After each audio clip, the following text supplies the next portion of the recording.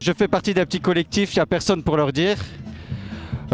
C'est pour dénoncer de manière humoristique l'impression que l'histoire des luttes ouvrières a été un peu occultée des manuels scolaires. Donc nous avons fait un travail d'histoire, un travail de mémoire pour expliquer comment les conditions sociales de l'ouvrier en général, des enfants et des femmes en particulier, comment elles se sont améliorées à travers les luttes. Parce qu'il faut savoir que si les conditions des travailleurs se sont améliorées, c'est qu'à travers les luttes. Alors notre travail a été présenté sur 10 panneaux. Dans l'ordre chronologique, on part du Moyen-Âge jusqu'aux années 70. On explique la naissance du syndicalisme, des grèves qui est antérieure au syndicalisme, les différentes révolutions, 1848, Printemps des peuples, 1871, la Commune de Paris, etc., le Front populaire en 1936, voilà. Donc nous avons déjà exposé dans les centres culturels, notamment à Blénaud-les-Pont-à-Mousson, à Pont-à-Mousson, à Tomblaine, donc dans les médiathèques de Delme, d'autres lieux au lycée polyvalent de Pont-à-Mousson, lycée Jean Anzelet, etc., etc. Donc nous avons un dépliant, un numéro de téléphone et un site internet, un blog, lanterne ouvrière, .57 overblog.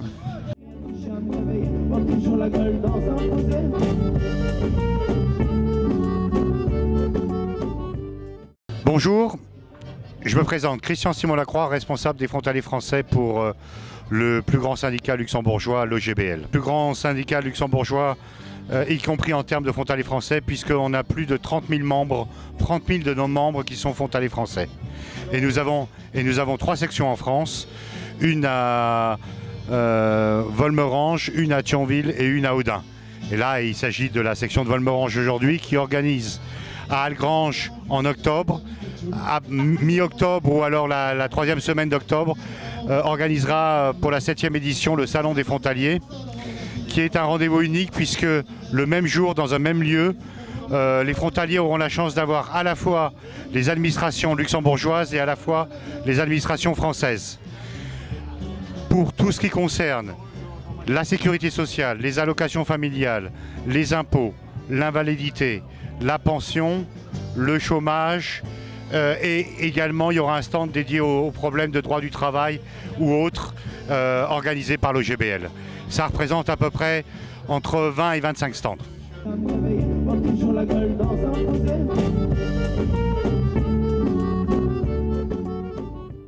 Actuellement, surtout que dans ce contexte, on a un contexte actuellement d'inquiétude ou de remous en France parmi les frontaliers français, qui est justifié dans le sens où il y a eu des réformes très importantes au niveau fiscal, la grande réforme de la fiscalité au Luxembourg.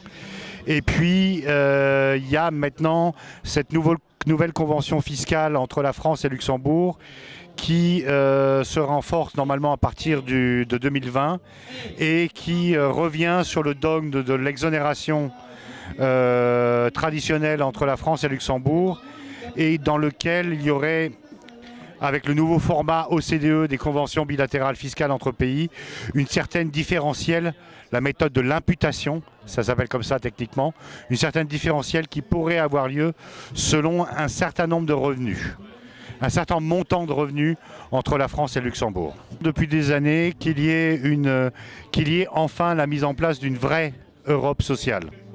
Je parle d'une vraie Europe sociale, c'est-à-dire qu'actuellement on a une réglementation européenne qui couvre la partie purement sécurité sociale, c'est-à-dire les allocations familiales, l'invalidité, etc. Et encore, c'est un règlement d'harmonisation, c'est-à-dire c'est pas de coordination, ça n'harmonise pas les choses entre pays. Et donc, mais par contre, tout ce qui est droit du travail, les normes sociales en termes de droit du travail et la fiscalité qui devient un nouveau sujet important, il n'y a pas d'harmonisation au niveau européen. Et c'est dommageable parce que ça laisse le sentiment désagréable que ceux qui font l'effort de passer en moyenne quasiment 3 heures par jour dans la voiture pour aller travailler, ceux qui font l'effort de franchir une frontière, d'aller se coltiner une législation qui n'est pas la leur, ça donne le sentiment désagréable qu'on leur fait quelque part payer le courage, ce courage-là. Alors, pour éviter que l'harmonisation soit tirée vers le bas, il faut prendre les bons exemples. Et les bons exemples, c'est pas les périodes où on est en train de détruire la partie sociale ou le droit du travail, exemple la France, mais des pays qui essayent de les maintenir ou de les renforcer, comme par exemple le Luxembourg. Hein, il faut savoir que sans avoir d'a priori politique en France sur les réformes françaises, il se trouve qu'on assiste à des dégradations massives à vitesse très très importante, ce qui fait qu'actuellement, on peut déjà dire que le droit français est beaucoup moins protecteur que ne l'est le droit luxembourgeois. Ce qui est un comble puisque pendant des années, mes collègues français me disaient que le droit luxembourgeois est très libéral comparé à la France. Ce n'est plus le cas aujourd'hui, malheureusement.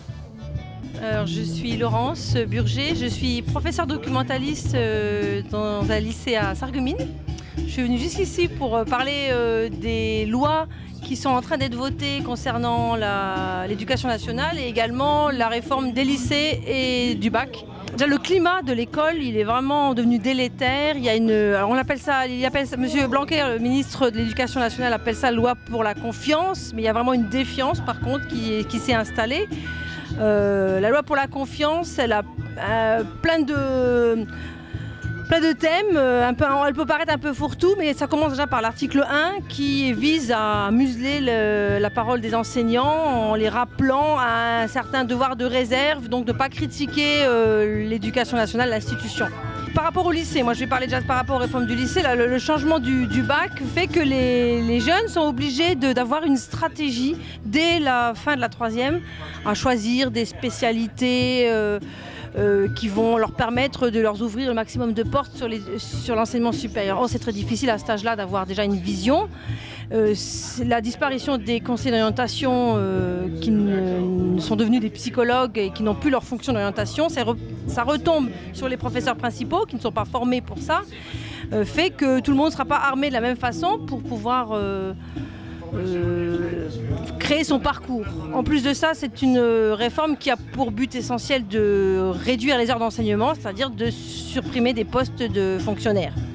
Malgré les discours du ministre qui disait qu'il n'allait pas en supprimer autant que ça, dans les faits, chaque établissement, vous pouvez essayer d'aller voir un peu partout, pratiquement chaque établissement perd des heures d'enseignement, donc perd des postes. En plus, on impose des heures supplémentaires à certains enseignants, ce qui fait que le nombre de profs va diminuer et le nombre d'élèves par contre va augmenter. Donc les conditions d'apprentissage seront moins bonnes. Dans les faits, ils voulaient supprimer les filières, mais on revient avec une suprématie des enseignements scientifiques parce que les parents voudraient que leurs enfants aient le plus de chances possible. La loi pour l'école de la confiance et les réformes du lycée et du bac laissent présager une augmentation des inégalités sociales. Pourquoi? Parce que déjà, suivant qu'on vienne d'un établissement rural ou d'un établissement de grande ville, on n'aura pas les mêmes choix d'orientation, les mêmes choix d'enseignement de spécialité. Donc ça crée déjà des différences. Les écoles rurales sont quand même menacées, contrairement à ce que viennent de dire le président et le ministre, parce que des fermetures de classes vont se poursuivre. Ils proposent 24 élèves par classe uniquement en grande section CP, CE1, ce qui veut dire que les autres niveaux, les petits de maternelle, les moyennes sections et les CE2, CM1, CM2 seront plus nombreux, avec des niveaux doubles, donc des conditions d'apprentissage moins bonnes. Donc c'est pas non plus une solution qui permet d'améliorer les conditions d'apprentissage. Je m'appelle Bertrand Tomasini, je suis militant communiste sur la Moselle et donc aujourd'hui on tient un stand de l'Humanité parce que c'est un journal qui est indépendant des grands groupes financiers. Donc la vente est spécialement faite par les militants et donc on n'a aucune pression et les articles qui sont dedans sont totalement indépendants. Alors l'engagement il est très important parce que je pense qu'aujourd'hui on arrive justement à un tournant, on arrive à la fin du capitalisme, il faut trouver une solution et je pense que des idées nouvelles doivent émerger et les idées de partage, de mise en bien en commun sont très importantes. Toutes ces idées, toutes ces valeurs, humanisme et de partage, elles paraissent dans le journal L'Humanité que je conseille au plus grand nombre. C'est très important de s'abonner aujourd'hui parce qu'on compte vraiment sur le soutien de tous les abonnés. Merci.